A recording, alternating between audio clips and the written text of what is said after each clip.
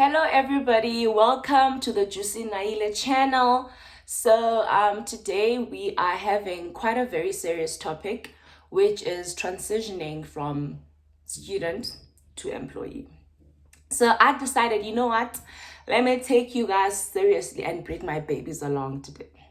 So you guys are probably not used to me wearing these, but okay, it doesn't matter, here we are. Oh guys, my eyes hurt and my eyes look weird, I know, but I'm tired.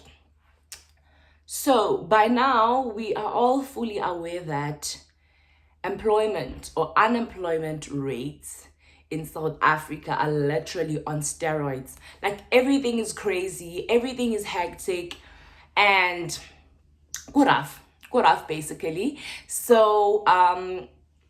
In my experience, looking for a job while you're still at school is the best thing you can do for yourself. But I'm gonna literally be telling you guys about my experience, right?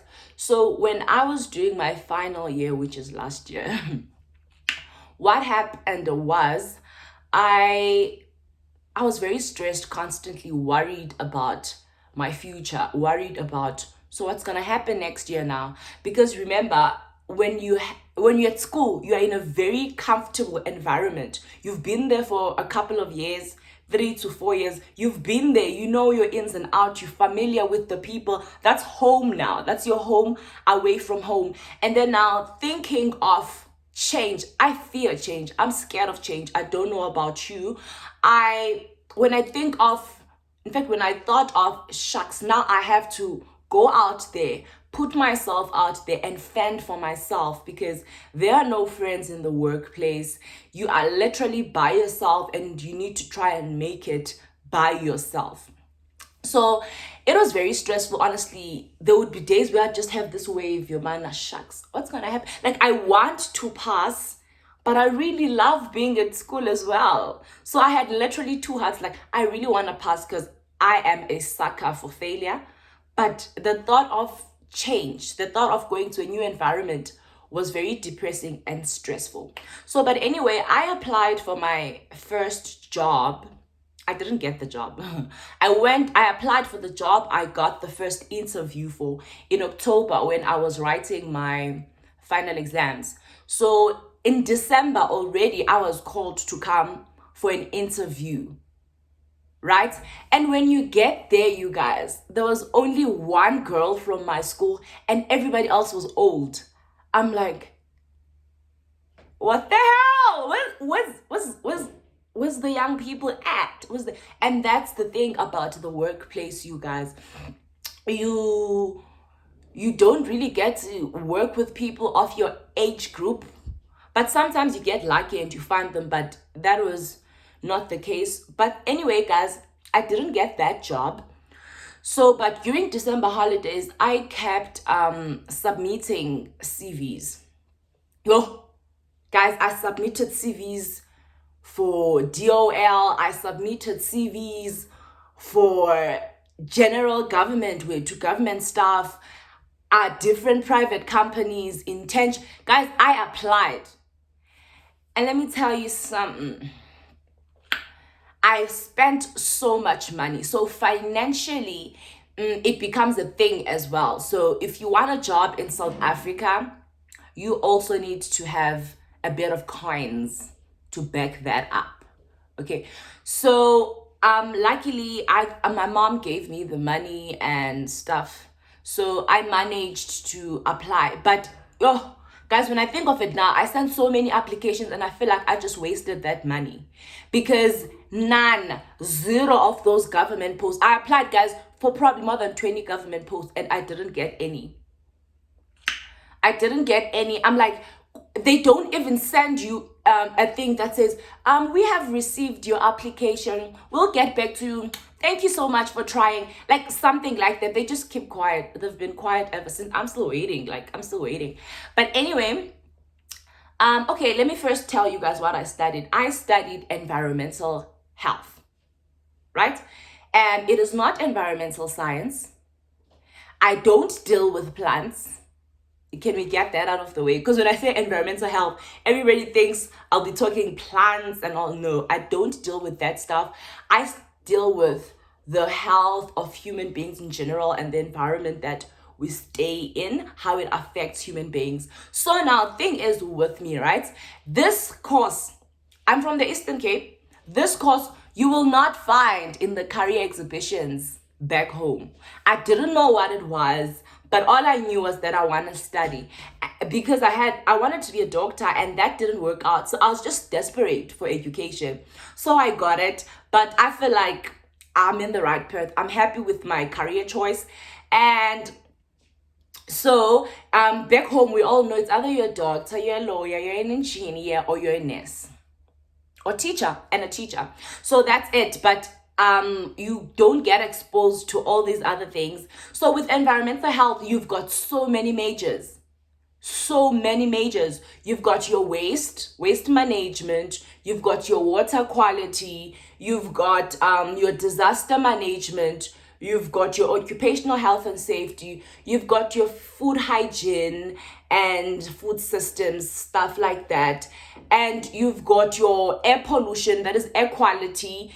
And you've got so many majors. That means that by the time you're done with school, job opportunities are supposed to be literally at your disposal. You can literally do anything. You've got epidemiology, anything, you guys, anything in management. You can literally work anyway, right? Okay, but that would be a video for another day if you guys would like me to elaborate more on what I did. But we have so many majors. I could literally create a video on its own about what I do at school.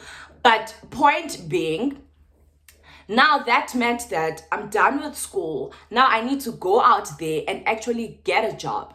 One, I tell you that you need to build your CV while you're still at school. That could literally be another video on its own. Like, take up odd jobs at school, like those tutoring jobs, mentoring jobs. That's what I did, so that by the time I exit, I have already built up a good CV for myself, and these people see that I'm used to working and I've got great ethics and I'm used to doing stuff, you know what I mean? So that's what I did when I was still in school.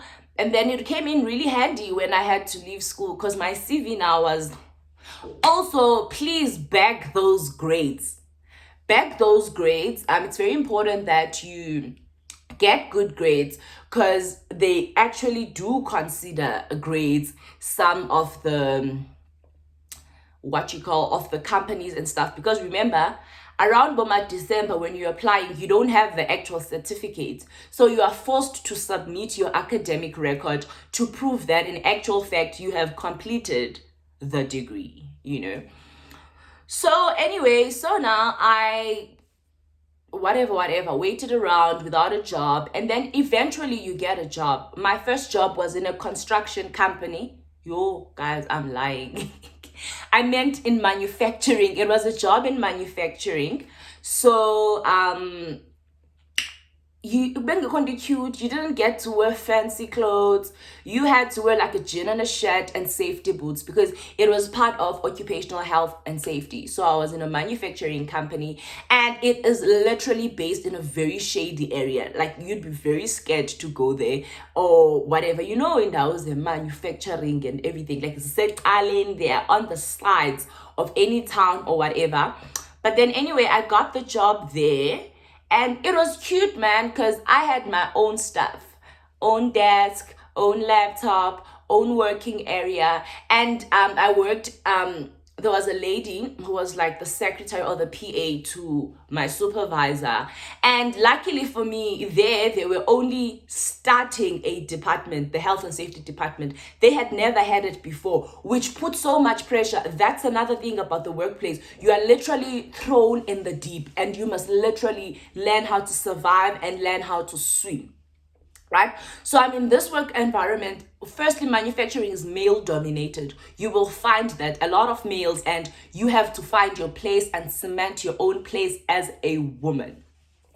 So there was a lot of males, and they were old. And a lot of people that had worked in that company had been there for like 10 years. Minimum, anybody who's been there has worked for like 5 years. So it was like, shucks, these people already know each other, and they are old.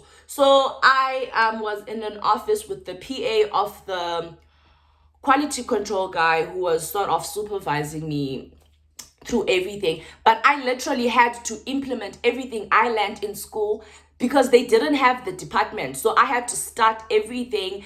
But they were trying here and there to do safety, what, but I literally had to do risk assessments, create and customize documents for them because they didn't have some of the stuff.